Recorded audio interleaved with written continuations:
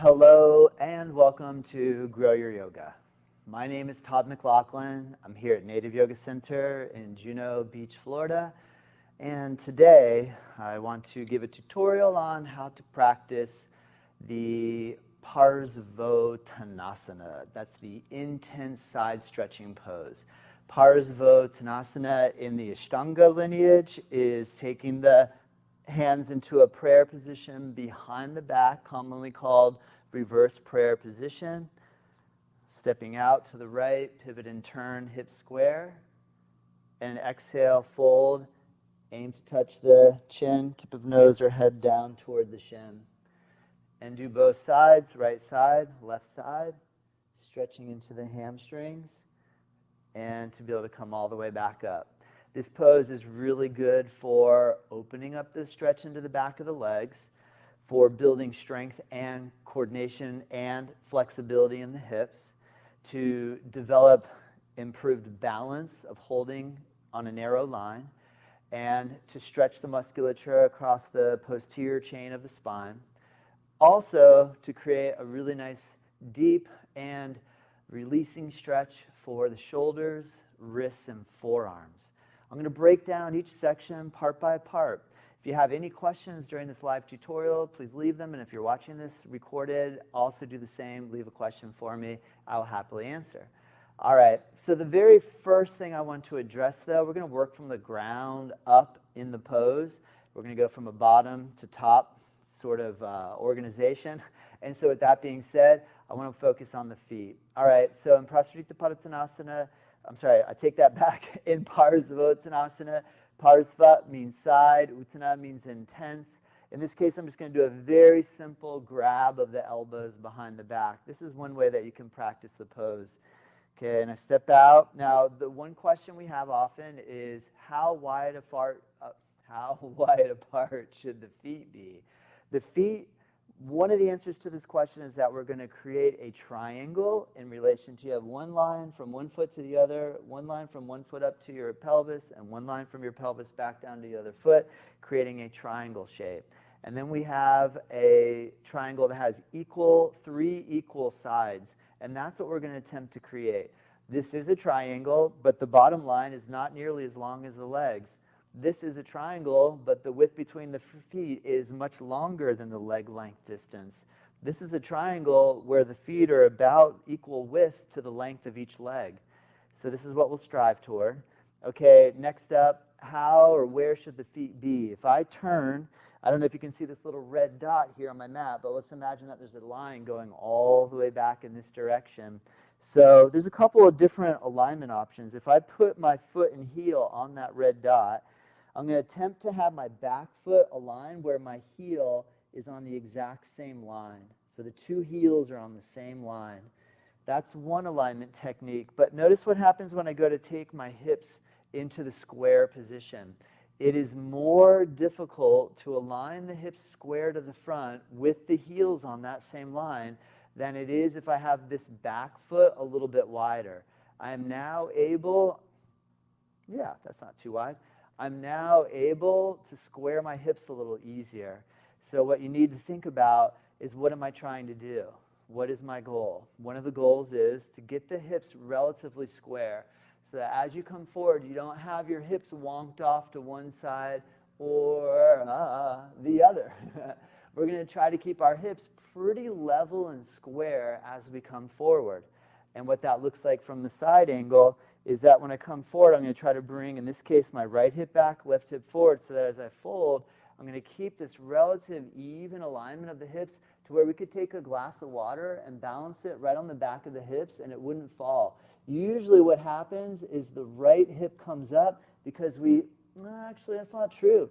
Usually what happens is maybe the left hip goes back because it requires a lot more flexibility to lean into the front leg. So one of the instructions can be, as I'm coming forward, lean into the front leg. By leaning in, your left hip will come down and your right hip will come up, and then your hips become square and level. So let me just recap that bit of information. How you align your feet will determine how easy or not it is to make your hips level. If you're advancing in the pose, allow for your two heels to be on a similar line. Work that relative strong square of hips to front, and try as you make the movement through space, keep your hips level and even. If you're having a hard time with balance, let your foot separate out just a little bit wider, making it slightly easier to bring the left hip forward and work a similar sort of positioning. The back foot, what should I do? I know there's discrepancy about how we should angle the back foot. Let me help answer this and make it so there's no discrepancy. Now, if I take my back foot and I angle it at what we'll call a 90-degree angle, if I were to take it all the way forward, which is next to impossible, but is a little bit like being on a slalom ski, it is really hard to balance. If I take my back foot and turn it out at a 90-degree angle, it is much easier to balance. I have the heel and the toe to work off of to keep my body in alignment. However, if you keep your foot turned out like this, it is next to impossible to bring this hip all the way forward to create a square position. It is possible, but it's not easy to do until you have a really wide range of flexibility. So I suggest take your back foot, angle it in at about a 45-degree angle. That's going to still let you have side-to-side balance. It's also going to make it a little bit easier for this right hip in this case, because my right foot is turned in a little bit. It makes it a little bit easier for me to rotate this right hip forward and down because I can internally rotate the thigh. And this usually creates a happy medium in relation to the ability to align the feet, align the hips, and keep your legs straight. So this is the next main element I want to point out. Do I let my knees bend? The general answer is no. All right, in this case, what I'm going to attempt to do is come forward, squaring the hips, and right about here, I'm going to imagine that this is my edge, and my hamstrings are starting to get tight, or they feel tight, and I can't go any further. Now, one thing I might try to do is just round my body, but it's not necessarily rounding that's going to make the hip stretch any deeper. Here, I'm just isolating the movement to my spinal column. Here, I'm isolating the movement into my pelvis. I'm keeping the spine straight, relatively engaged, allowing a little bit of flexion, but really trying to get the pelvis to tip forward. So usually what happens is I want to bend my knee. If I bend my knee, it's so much easier to come down. If I straighten my front leg, it is very challenging to come down. So one strategy is don't bend the knee and only go as far as you are able with your legs straight. Now there are so many different hand positions, and I'm going to get to that in a moment, that you can utilize. But if you need here to actually brace yourself, you can use your hands on your knee to help try to keep the legs straight and to be able to pull your belly in and control this movement here. Now, why don't I want to bend my knee? Because we're trying to stretch the hamstrings. Why would I want to bend my knee if you have a hamstring injury? If you bend your knee, it's going to soften the intensity of the pulling pressure on the muscle and the place that it connects onto the bone. So if you bend your knee a little bit, you can rehab that hamstring pull by just backing off a little bit. So I don't want to say forever, never bend your knee. You might need to at some point.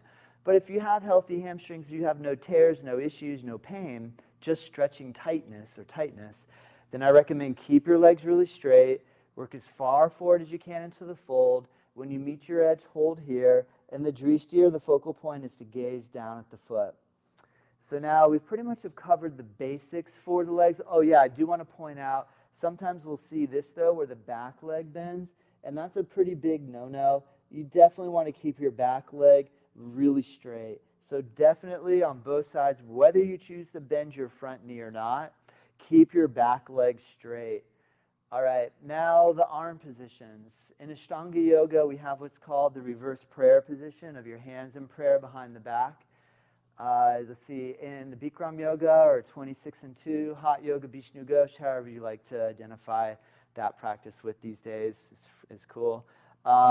This one is called standing separate leg head to knee, Dande Mana Bibhaktapada Jani Shirshasana. And in this one, you attempt to have your forehead on the knee with the hands out. Now, that one's good for the beginning level, entry level, because what we can do here is when we start to come forward, I'm going to set the position up. I'm going to let my knee bend, and I'm going to come down. I'm going to touch the floor with my hands. And if I have my hands on the floor, I can balance much easier. I can also potentially steer my hips much easier. And then you can get this ability to kind of fold and press your knee back at the same time. So a good starting position for the beginners, put your hands on the floor.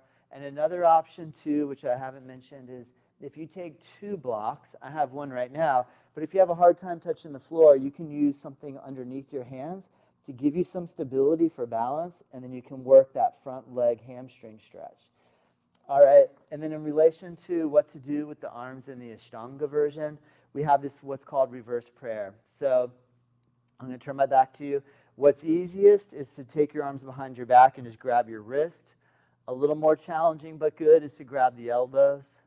Another little bit more challenging, but what works is make fists. Now notice when I go to get my hands together, I'm going to relax my shoulder.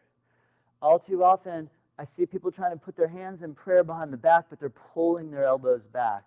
So what we want to do is relax the shoulder, internally rotate, and allow for the arms to relax. Then if you can make fists and touch your knuckles together, pull back the elbows to stretch into the external rotation position, and that way you can start working the mobility of your elbows, shoulders, and wrists.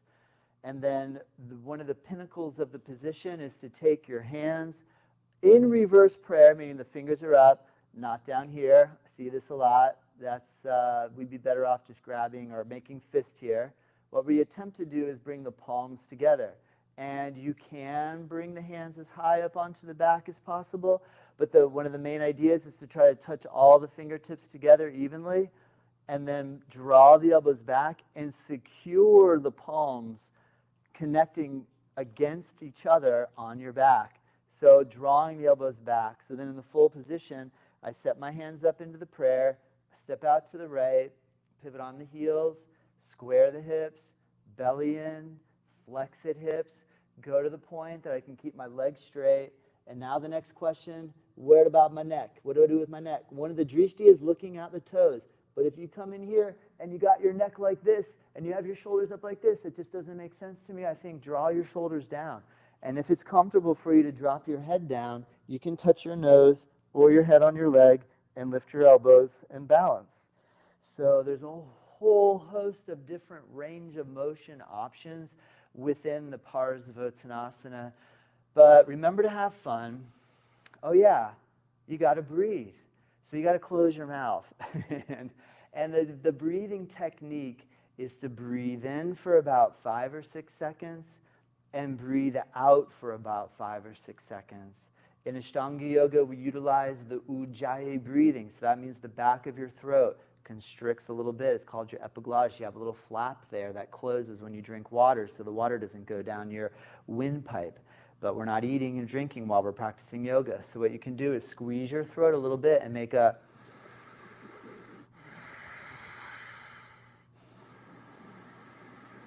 sound with the breath. You can make it more intense, which will generate more heat. You can soften the intensity, which will cool you down. So, but the awareness, generally speaking, is breathe in for 1, 2, 3, 4, 5. Exhale, 1, 2, 3, 4, 5. Inhale. Exhale. And work this steady breath rhythm. So, in my opinion, I would be better off grabbing my elbows, taking an easy relative stance, slightly widened, folding gently forward like this, but breathing in, out, than struggling to get my hands in prayer behind the back, bending my knee, coming forward, and breathing like this.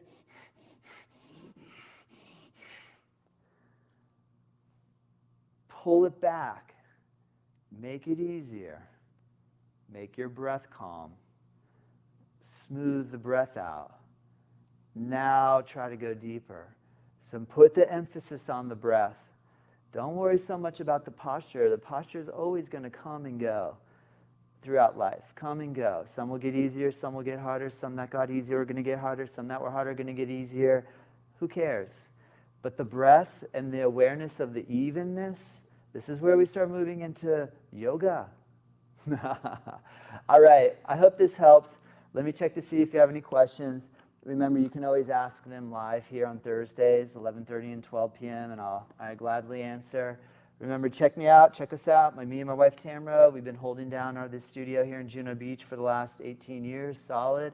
We used to own a studio in California, so together we've been teaching and running a yoga studio now for 23 years.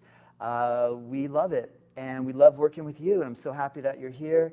Thank you for tuning in, and I look forward to joining in with you next week. Namaste.